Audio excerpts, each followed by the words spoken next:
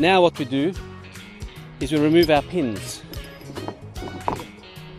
Your main pin and your locking pin. Here's one single pin here. You take your main pin out. You can now move the two of the segments together.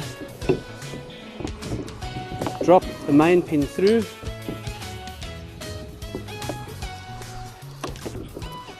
Line the holes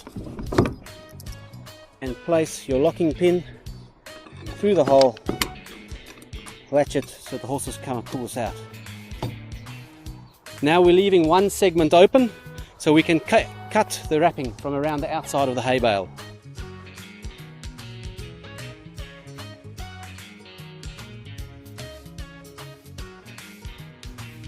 We can now join the last quarter, line up the pinholes,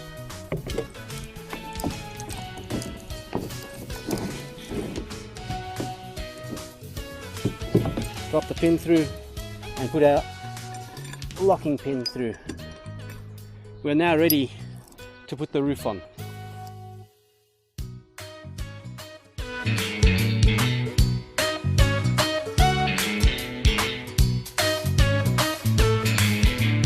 Now to drop the top pin through, we can put our locking linch pin through.